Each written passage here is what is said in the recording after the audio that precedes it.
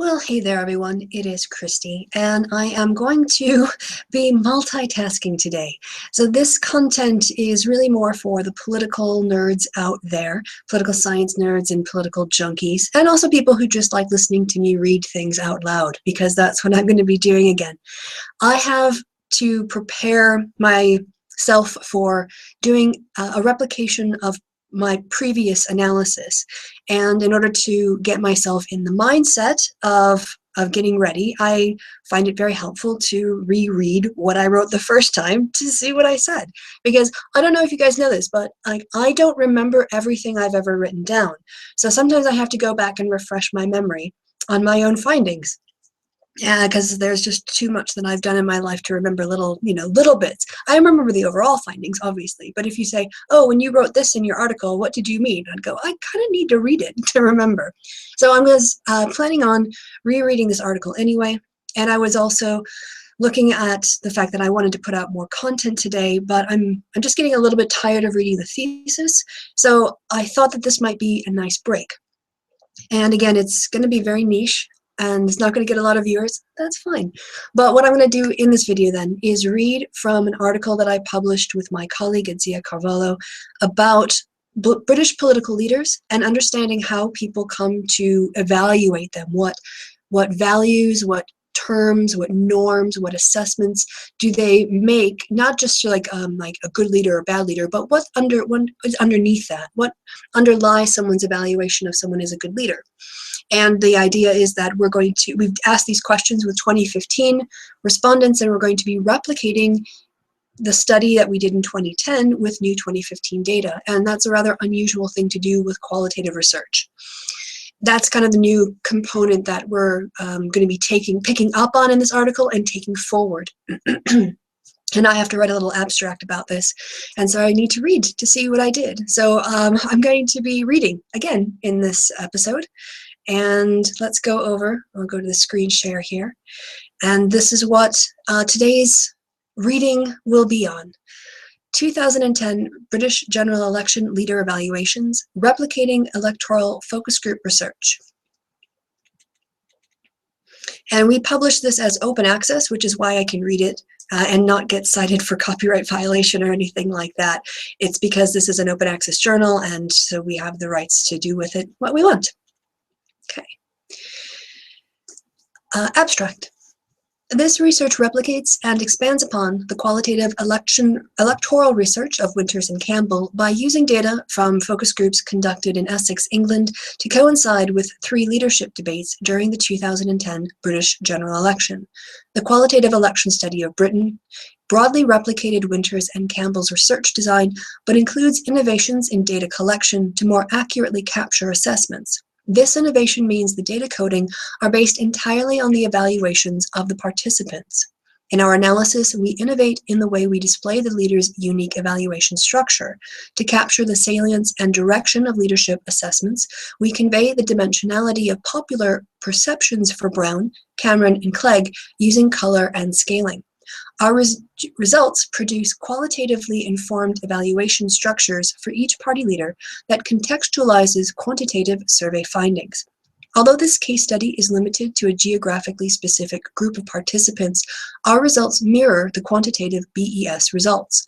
Such similarity in the qualitative and quantitative results increases our confidence that our results provide useful insights into the associations and evaluations ordinary people used in their assessments of the main political party leaders.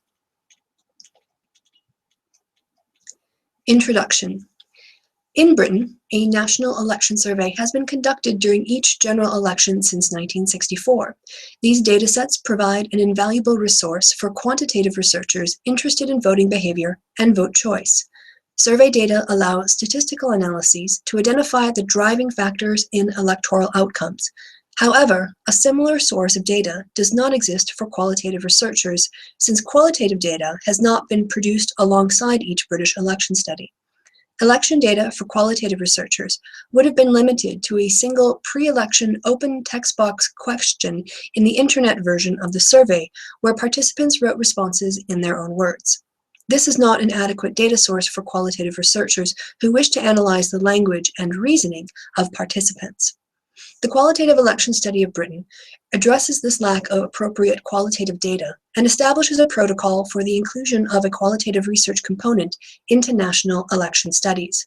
This paper reports on the results of a QES-B data analysis of our participants' perceptions of British party leaders. It contributes to the qualitative analysis literature in two ways. A, it adds to the short list of published British studies using qualitative electoral data, and B, it is the first example of replicated qualitative electoral research in Britain. This paper makes a contribution to the use of grounded theory by adding a new dimension for analysis, concept salience. Below, we will present the frequency of our axial categories, thereby illustrating which qualities were most prevalent in our participants' evaluations. The leader evaluations component of the QES-B broadly replicates a 2005 focus group study on British party leader evaluations, but includes some modifications. We asked participants to code their assessments for each man as positive, negative, and neutral instead of the researchers, and used participant-led coding. We visually represent the key leadership dimensions for each. This provides a unique evaluation structure grounded in the dimensions of participants' evaluations. Our data were generated during focus groups that were conducted before and after 3 televised leaders' debates between them. Based on our analysis, we conclude that former Prime Minister Gordon Brown was primarily defined by his failings as a political leader and a lack of people skills. Conservative Party leader and now Prime Minister David Cameron's leadership qualities received positive ratings. However, they were balanced by perceptions of his being smug and untrustworthy.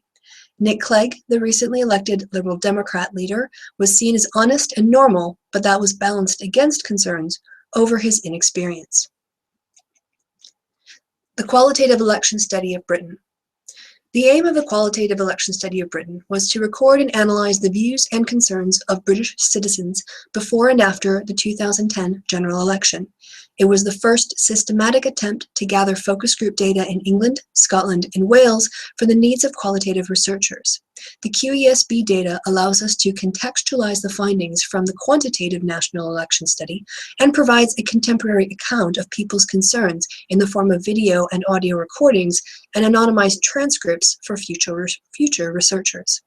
The QES-B transcript provide data where quantitative research is deficient, namely that surveys do not provide high-quality data in the form of language to analyze, quote, how people use language in their everyday interactions, their discourses with each other, and how they put their linguistic skills to use in building specific accounts of events, unquote. The goal of the QES-B was to generate thick, rich qualitative data for analysis of citizens' opinions of politicians, party leaders, political issues, civic duty, political alienation, and the partisan campaigns both before and after the general election. It also aimed to facilitate the analysis of language in use and uncover the meaning of terms where participants articulated their assessments. Such analysis can identify normative values, making explicit the tacit assumptions participants use to reach their judgments and possibly identify new research themes. One of the strengths of qualitative research is its ability to provide insights into the specific context within which phenomena occur, unlike quantitative research, which must word survey questions identically regardless of their circumstances. The context of the 2010 election was not directly comparable to the 2005 general election. First, all the candidates were men who had spent a significant amount of time in government. Tony Blair had been Prime Minister since 1997. Michael Howard's political career stretched back to the 1980s under Margaret Thatcher, and Charles Kennedy had been leader of the Liberal Democrats for nearly 6 years at the time of the election. Next, the 2005 election took place in the aftermath of Britain's participation in the invasion of Iraq, and focus group participants wrote phrases connecting the unpopular Iraq War and Tony Blair. Excuse me. Finally, there were no leader debates in 2005, whereas 3 debates were broadcast in 2010. The benefit of replicating qualitative research is that it helps reveal how people's values or concepts remain static or change given the electoral circumstances. The three broad categories of leadership assessment used by focus group participants in the 2005 study, namely likability, competence, and trustworthiness, were still relevant in both similar and different ways to people's assessments of political leaders in 2010. These concepts are also broadly reflected in the 2010 BES survey data. The BES pre-election internet questionnaire asked participants to rate the three main leaders on aspects of likability, competence, and truthfulness using 0, lowest/most negative, to 10, highest/most positive scales. As displayed in Figure 1 below, Clegg barely comes out as the most highly rated leader on questions of likability, having people's best interests in mind, and telling the truth. Cameron edges Clegg by a narrow margin on questions of competence and knowing what he is talking about. These differences are quite small and could lead to conclusions that participants did not have vastly dissimilar assessments of these two men. Brown comes last on every scale. However, his ratings are best on the question related to knowing what he is talking about. He rates 5.0 to Cameron's 5.3 and Clegg's 5.2, and does worst on the issue of likability at 3.3 to Clegg's 5.0, a difference of 1.7 points. Given his poor showing, no one could conclude that British participants did not think very well of Gordon Brown in comparison to Cameron or Clegg. Yet these numbers in and of themselves do not reveal the basis upon which people made their assessments. They also lack the ability to provide insights into the positive, negative, or neutral evaluations people may have had for each candidate, or how those assessments may have been interrelated. Qualitative analysis, using the QES data, addresses this gap and gives us deeper perspective into the participants' leader evaluations. Although this case study is limited to a geographically specific group of participants, our results compare well with the BES means presented in Figure 1. Such overlap in the qualitative and quantitative results increases our confidence that our results provide useful insights into the associations and evaluations ordinary people used in their assessments of Brown, Cameron, and Clegg.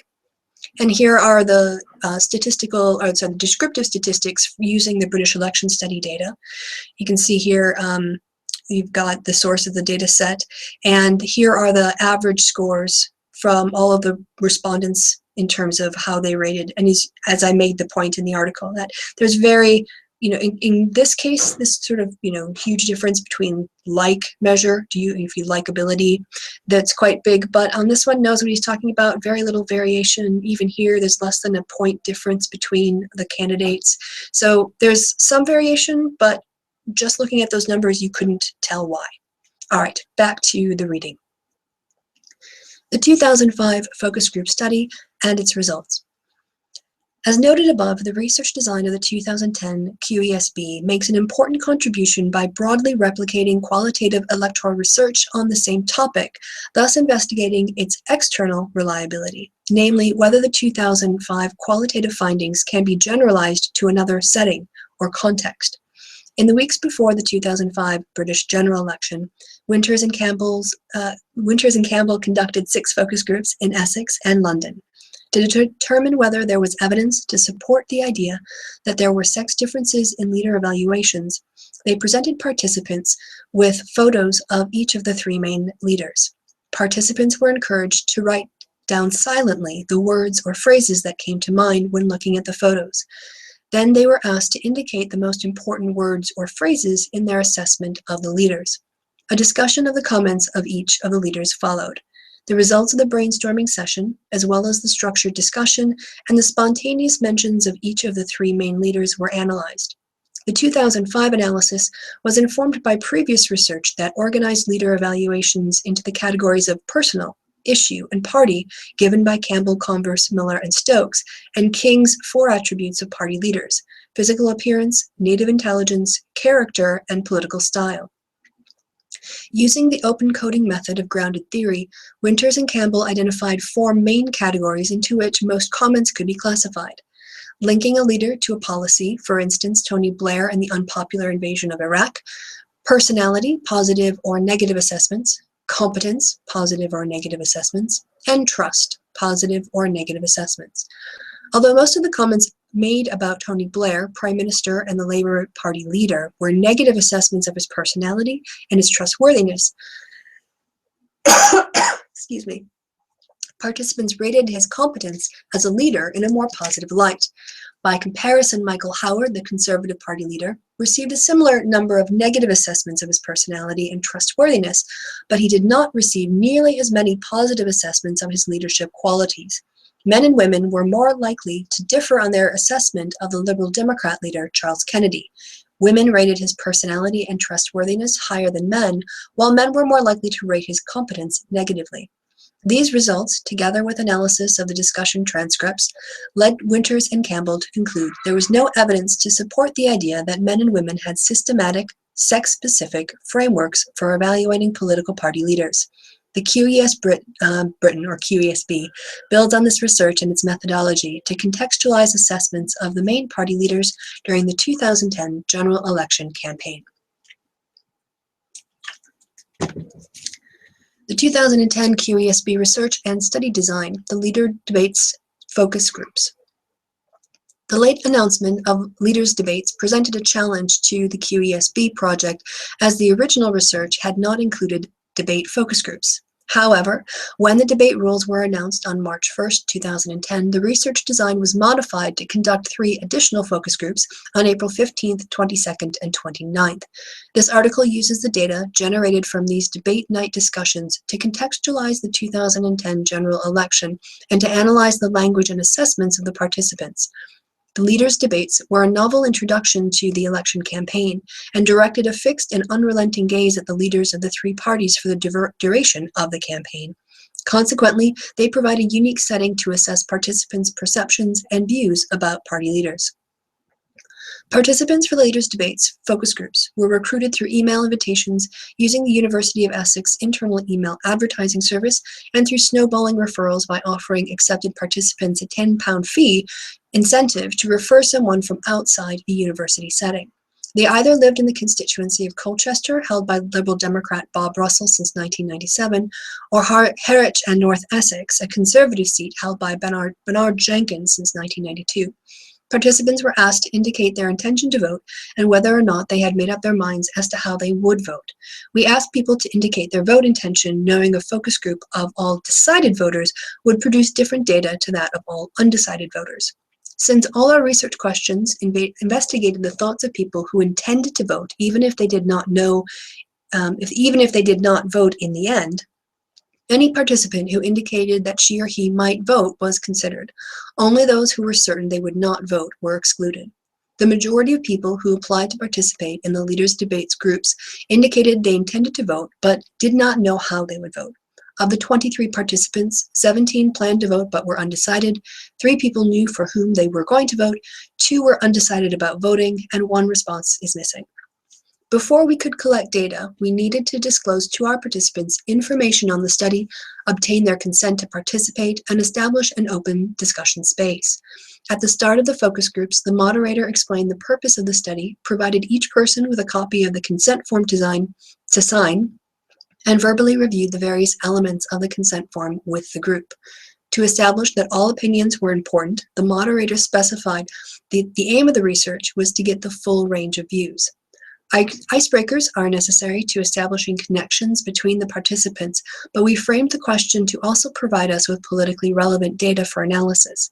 The icebreaker question asked what they could recall about the campaign since it had begun and to which issues they had been paying attention. Once each participant made a contribution and had started to think about the campaign, the data collection for the study began. A modified version of the 2005 Winters and Campbell leaders-based brainstorming session was conducted. For this research, photos of the party leaders were taken from the party's own websites, a modification from the 2005 study. This was to ensure that participants reacted not only to the leader, but also to how he was portrayed by his party. Participants were given written and oral instructions to brainstorm and write down all of the words or phrases that came to mind for each, and then to mark whether the association was positive, negative, or neutral. This proved an invaluable modification to the 2005 study, since some words one might assume would be a negative assessment were thought of by the participant as positive.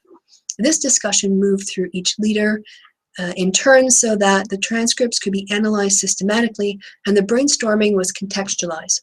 Participants then discussed other relevant topics until 5 minutes before the debate. Methods: grounded theory and discourse analysis. This analysis is a case study on the language used by British citizens when thinking about and discussing party leaders.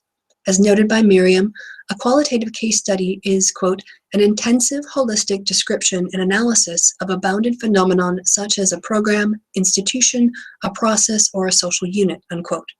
The aim is to provide a precise description of the case. To generate data for analysis, the brainstorming data were entered into tabular form in Microsoft Word, and the focus group recordings were transcribed by a professional transcriber. We used the audio and video recordings to verify and contextualize the participants' transcribed comments, for instance, ironic tones of voice, laughter, for better interpretation of the material. Just going to take a pause here for a cough and a water break. Oh. This is dry work. Okay, getting on to back to the article. These data were analyzed with NVivo software, and coding was generated using grounded theory method and discourse analysis. Developed by Glaser and Strauss, a grounded theory approach starts by engaging with the data and allows the concepts and theories developed to emerge from the analysis. Thus, the theories that emerge are grounded in the data. In particular, we used open coding on the brainstorming text, identifying the various concepts that connected participants' associations. As noticed by Boigi, open coding encourages a thematic approach to the data. Next, axial coding was employed. Strauss and Corbin describe axial coding as, quote, a set of procedures whereby data are put back together after open coding by making connections between categories. Finally, the data were synthesized to identify the various dimensions of the concepts and categories expressed by our participants. This allowed us to capture the unique personal dimensions of each leader as described by the participants. Bryant and Chalmers note, quote, a key strength and one still central to grounded theory method, grounded theory method, GMT, grounded, I think, I might have gotten that wrong in the article. Grounded method theory, but I think we have put that in wrong. Anyway, I'm getting off topic here, is that it offers a foundation for rendering the processes and procedures of qualitative investigation visible, comprehensible, and replicable. As Winters and Campbell used grounded theory method to organize and analyze their data, we replicated this method of data analysis for comparability. Our analysis was also informed by Guy's review of discourse analysis. We analyzed the way our participants used, quote, language to make certain things significant or not, and in what ways, unquote, including what was not said that may have been significant. We examined the transcripts to see how our participants used the language to connect or disconnect ideas, values, or individuals with or from each other, and how they made them relevant or irrelevant to each other. In particular, we wanted to make visible how participants connected language or concepts to each leader and evaluate whether these connections were similar or dissimilar across leader evaluations. Grounded theory method and discourse analysis also informed our analysis of the discussion transcripts as participants described their reactions to the leaders and their justifications for the comments they had written. Finally, we wanted to bring attention to the emergent themes for each leader. Traditional methods of visually modeling concepts and concept structures did not convey the importance of certain leadership traits over others, so we created our own using Microsoft Word. Inspired by the cloud tag feature in NVivo, we represent the importance of a leader's category by scaling those traits mentioned most frequently in the largest font, with a decreasing font size to represent fewer mentions. We visually represent the effect by color coding our model to further visually contextualize the data. In this way, we try to visually represent the concept's salience, the importance of a concept to people in the evaluation structure to add more information. We consider this a valuable innovation in contextualizing leader evaluations. Results. Gordon Brown. It's coming across that he's human.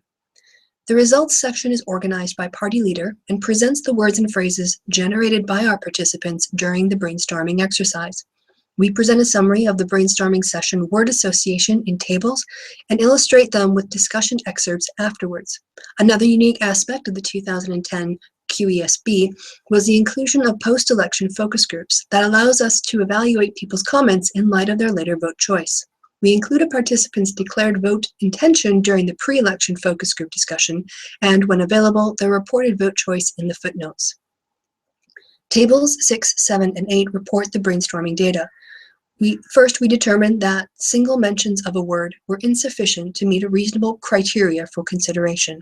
At least 2 participants needed to independently express the same basic idea for it to be its own concept.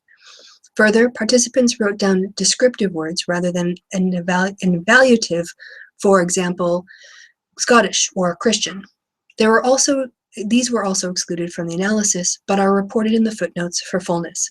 We report all the excluded terms in the footnotes for transparency and replication. The words were coded as they were by the participants, positive, negative, neutral, or left uncoded. This is our primary innovation in comparison with Winters and Campbell's study. Rather than the analyst interpreting and asserting what is positive, negative, or neutral, the evaluation is based on the coding of the participants. When nearly identical words, for instance, cares and caring, were used more than once, that number in parentheses denotes the number of participants who used the term. For instance, Gordon Brown was described as caring by 3 different participants. The data were then organized thematically into concepts using the open coding method. Next, axial coding was used to assign each concept to one category: leadership, personality, or trustworthiness. Excuse me. So here you can see the is that closed up? No, it doesn't. The table as I described. So here we have the individual citations. So someone said he's caring, or he cares a lot, for instance. So we kind of clumped those caring words all under one category and noted that it came up 3 times. And then we look at how these concepts sort of map on ex-chancellor, experienced, so that's his experience concept, hard worker, hardworking, tries hard, trying too hard. This is all effort related. And we have these then for the positives, and then we have the negatives, and we have the neutrals. So this is just like the source of what you're about to see, what we did next. Visual representation of the concepts were then generated. See Figure 2 on the conceptions related to Gordon Brown. Each category was assigned a shape: rounded rectangles for leadership qualities, circles for personality, and rectangles for trustworthiness.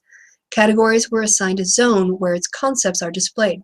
We assess the importance of a concept by the number of participant mentions as listed in tables 6, 7, and 8. This is represented by the size of the font and the color assigned to it. The range runs from the 26-point font for the most frequent response to an 8-point font for the least frequent. Symbols help indicate whether a category is positive, negative, or neutral, or not coded. The use of color helps capture and illustrate the nexus of the direction of the assessment and its frequency, such that dark red coloring indicates many people rated a leader positively, warm to cold on that concept. And so when we take this combination of individuals' responses and we look at those responses by the kinds of categories that hang together, and then identify the common concept, and then evaluate the number of times these concepts appear, this is what we've ended up with, these tables that give you a sense of how people were speaking about Gordon Brown. And as you can see, the big font here, there's a lot of big negative comments being made, some positive comments and some neutral, but even the neutral ones are actually conceptually closer to the negative evaluations than to the positive. Gordon Brown's evaluation structure is intuitively plausible for those who lived through the election, but not at all discoverable through the use of quantitative data alone. Moving from left to right, the associations move from positive through neutral to negative. On the positive side, there are Brown's leadership qualities, his experience and effort. Although these participants describe his leadership using the concepts of experienced and trying hard, they do not contain words characteristic of an effective leader. There are no categories for successful, effective leadership qualities of the type reported for Tony Blair in Winters and Campbell's focus group: statesmanlike, persuasive, Britain's most able politician, and capable and serious leader. The absence of terms related to effectiveness or success suggests these participants thought of Gordon Brown as a man who, although hardworking, had not been successful in leading the country. The center categories, the neutral or non-coded categories, are more often linked to the negative categories for Gordon Brown. The perception that he lacked people skills and was a poor leader was more commonly found in people's neutral and negative associations. Finally, Gordon Brown was perceived as false. Participants mentioned his style and the photo attached to their brainstorming sheet as being the result of campaign professionals. In assessing the frequency of the axial coding categories, moving from top to bottom, most assessments of Gordon Brown were related to his leadership ability, rounded rectangle, rather than to his personality or trustworthiness, a reflection of his role as Prime Minister since 2007. His positive leadership qualities are associated with experience and effort, but these are overshadowed by the frequent negative assessments of his leadership and people skills. So just, again, that's what I'm describing in these paragraphs. The blue, big blue. This view that Brown was trying but ultimately not succeeding as leader is also found in the focus group extracts. Participants discuss their impressions that Brown is trying hard, but they question the effectiveness of his efforts. Other participants also expressed empathy with him as a person while distinguishing between his accomplishments and failures as a leader. We include sample extracts from the transcripts we drew up in our analysis to better interpret people's perception of the leaders in conjunction with their brainstorming word data. Okay, I don't think I'm going to go through and do these little extracts because I don't want to have to put on lots and lots of faces or do voices or whatever else to try to get different people. So I'll leave these up on the screen. You can read these, or you can go to the open access article and read them, but I'm not going to read them for time. In the next excerpt, participants describe Brown as afraid and unlucky. This comment was made on the day of the bigoted woman gaffe. Participants seem to empathize with Brown on a personal level, and in some cases to take his failures as positive signs of human frailty.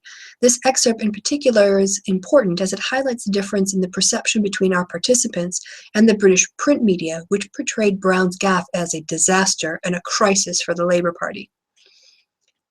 So yeah, the only thing I'm going to put out here is this thing from our participant Shirley, whose name wasn't Shirley, obviously it's anonymized, but she wrote down the word afraid.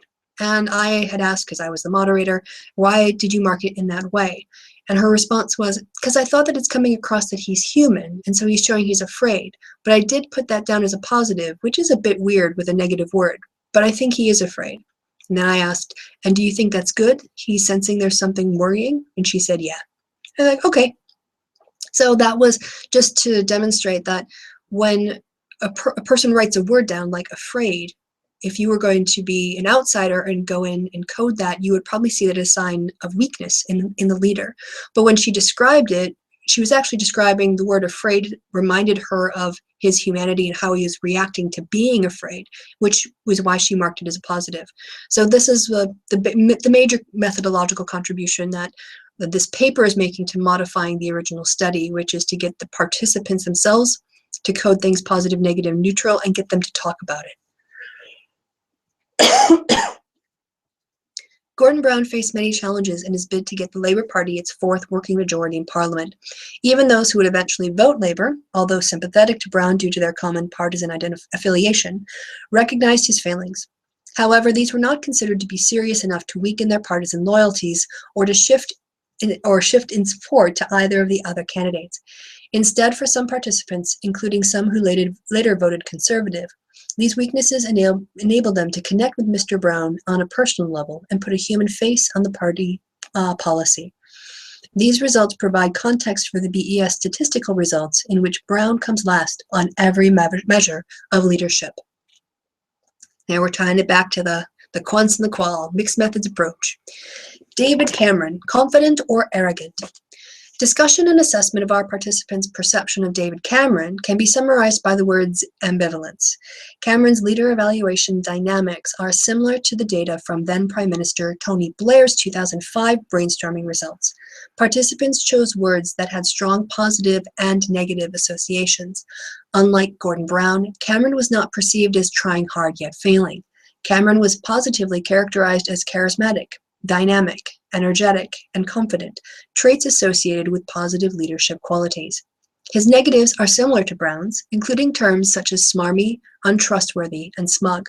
Many participants noted his lack of experience compared to Brown and considered him ill-prepared for the role of Prime Minister. Interestingly, it is Cameron, rather than Brown, who was associated with Tony Blair and New Labour by two participants. For one participant, it was a negative aspect, and for the other, it was coded as neutral.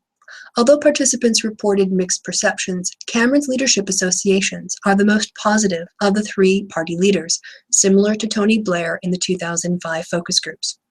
And here we have the participant-led coding for David Cameron in the positive, negative, and neutral categories.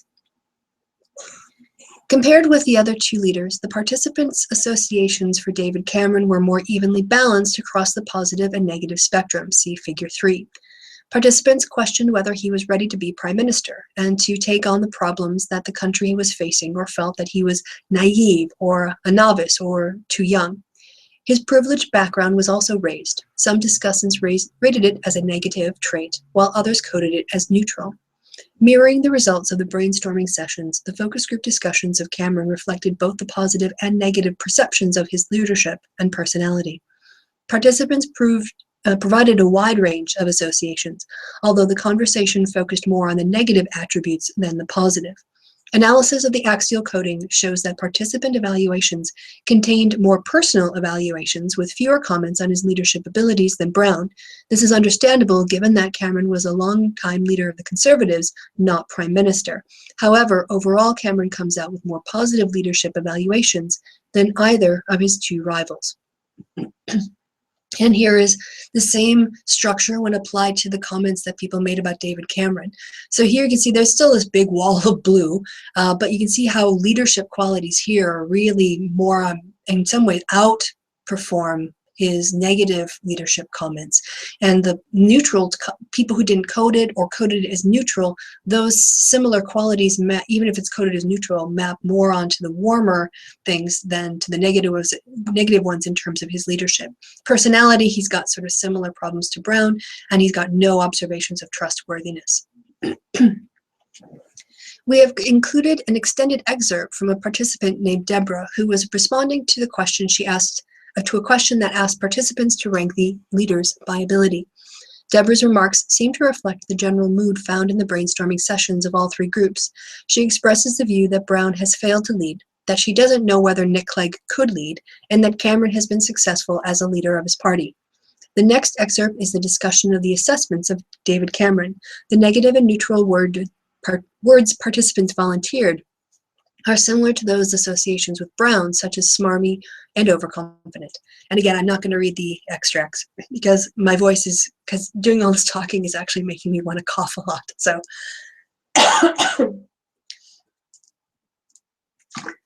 thank you while I have a little drink there. The qualitative data for David Cameron provide a complicated image. On the positive side, he is perceived as a young, charismatic family man, one with leadership qualities. On the negative side, there is uncertainty about his leadership. Participants, including those who later voted Conservative, perceived him as arrogant, the product of professional public relations advisors, and untrustworthy. Yet, as with Tony Blair in 2005, lack of trustworthiness and negative personal assessments are less damaging than perceptions of a failure to lead. Looking to what is and is not said for all three men, David Cameron comes out as the best reviewed party leader because he is not perceived as either a failure or as ineffectual. Nick Clegg. I think nobody knows a lot about him. The concepts and distributions of the categories that structure Nick Clegg's evaluations are very different from the other two leaders. In both 2005 and 2010, the focus group participants were more likely to associate trustworthiness with the Liberal Democrat leader. Gordon Brown had no concept listed for honesty within the three groups. David Cameron received one mention that was excluded on the single mention criterion we described above. In contrast, 7 people used terms associated with Clegg's trustworthiness in their brainstorming exercise, including honest 5 times, trust, trustworthy, sincere, and genuine demeanor as a neutral. Other associations included normal, down to earth, and good speaker. Another interesting feature of the associations with Cameron is a lack of any terms associated with arrogance. Whereas both Brown and Cameron are described by some participants with terms such as pompous, arrogant, smug, and smarmy, not one of these terms emerges from the Clegg brainstorming exercises. These associations provide insight as to why Clegg might have been better rated than Cameron or Brown on the quantitative BES measures of likability, has your best interests in mind, and tells the truth. The comments and discussions also reveal participants' lack of familiarity with Nick Clegg as a politician and the perception of his lack of experience. 3 participants wrote the word "who" in association with Clegg during the brainstorming session. People described him as bland, an unknown quality, and vague. His lack of experience counted against him in people's evaluation of his leadership qualities, with participants writing down amateur, weak, not a strong personality, and talks sense but not a credible leader. Although these terms could be expected for the first debate, the tone of the words did not change noticeably over the course of the campaign. People saw qualities in Nick Clegg that they liked, but they also saw him as untested. Nick Clegg's lack of experience dominated all other axial categorizations in which participants evaluated him. See Figure 4. As with before, here are the individual observations that have been aggregated up into concepts, and those concepts were then put into categories and mapped on, which we're going to get to in just a little bit. These perceptions were reiterated in the focus group discussions. The first extract is from the first leaders' debate and highlights participants' unfamiliarity with Nick Clegg and the perception of him as trustworthy and sincere. There are no discussions of his positive leadership attributes. Participants did not consider it a serious possibility that Clegg would be Prime Minister. The second extract is from the third and final leaders' debate and showcases participants' continued unfamiliarity with Nick Clegg despite intense media coverage and scrutiny of him during the campaign. Participants evaluated him positively on personal attributes, but noted his lack of leadership skills and experience. This result provides a framework for understanding the BES results, where Cameron performs better on questions of knowing what he is talking about and competence. Although the Clegg mania that occurred following the first debate may have resulted in an initial boost in support from the Liberal Democrats, it did not fundamentally alter our participants' perceptions of Clegg by the last debate. So again, I'm not going to do the extracts. You can go and read those if you want, but here is the evaluation structure. And as you can see, in terms of his negatives on here, the only negative that really comes up is his lack of experience. There's no sort of like notions of smarminess or him being cold or, not approachable as a person or anything like that. So generally, he actually has some pretty positive, tilted perceptions, or at least he had, going into the 2010 election. I'm sorry, 2005 election. No, 2010, sorry. I've been doing it for 2005 and 10 and 15 now, and so I have to always make sure I'm referring to the right data set.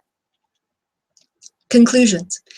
This paper reports on the results of a QESB data analysis on our participants' perception of British party leaders.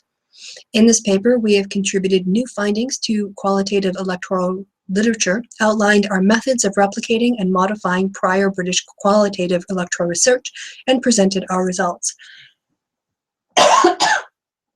Excuse me. We feel that using the QESB data provides necessary context for the quantitative BES data on British leader evaluations. We also introduced a methodological innovation, both in terms of the study's design, analysis, and method of displaying results generated through the grounded theory method. By applying the idea of concept salience and identifying the concepts most frequently cited by participants, we ascertained those qualities that were the most common in evaluating party leaders. Our findings complement and provide missing context to the BES statistical data. The triangulation of the qualitative and quantitative election data increases our confidence that our focus group participants had similar perceptions of the 3 main party leaders as the survey participants, indicating our data are trustworthy, transferable, dependable, and confirmable. Our conclusions provide information on leader assessments that is unavailable using only quantitative data. The QESB data allows us to construct the following unique pictures of the 3 main party leaders using the words and conversations of ordinary people. A. While citing his failure as a leader, many participants also viewed Gordon Brown with empathy. B. David Cameron's leadership qualities were also offset by perceptions of his being untrustworthy, arrogant, and slick, although on balance he came out ahead of his rivals on the all-important leadership category. And C. Although Nick Clegg was consistently rated as most likable, he did not receive comparable scores on leadership, and perceptions of his viability did not change despite a bounce in Liberal Democrat support following the First Leaders debate. While quantitative analysis produced by the BES data, while quantitative analysis produced using the BES datasets here give us findings that are similar to those of the qualitative analysis of the QESB data, quantitative results are unable to provide the all-important context for those findings or address the nuances that accompany the general perceptions of the leaders. Future national election studies should include qualitative components in order to provide similar added value and context to quantitative electoral findings.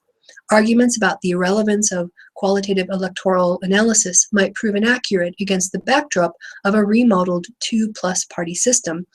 Considering such nuanced perceptions could provide essential insight to understanding the formation of vote intention and vote choice. In addition to evaluating leaders qualitatively, getting near the end now. Yes, very near the end. One last sentence. In addition to evaluating leaders, qualitative analysis can be used to understand vote choice, political socialization, media effects, and other relevant questions in political science. So, yep, that was it. Okay, well, thanks for helping me revise, guys. This is all fresh in my mind now, including like the one mentioned criterion that we put in there and other things. So this was very helpful for me for preparing to replicate this analysis for the 2015 data. And it's your nerdy content of the week, or at least of the day, because I've been putting out a lot of that lately. All right, so I guess I can stop sharing here and get back to my screen. Yeah, and that's it really. So I hope you guys enjoyed that. If not, nothing else, maybe you just put on my voice to fall asleep to, and hopefully you're asleep now, you're not hearing this. But yeah, thanks for helping, sitting with me while I revised for my upcoming abstract proposal, and for being a geek, because you're awesome. All right, guys, I'll talk to you later. Bye.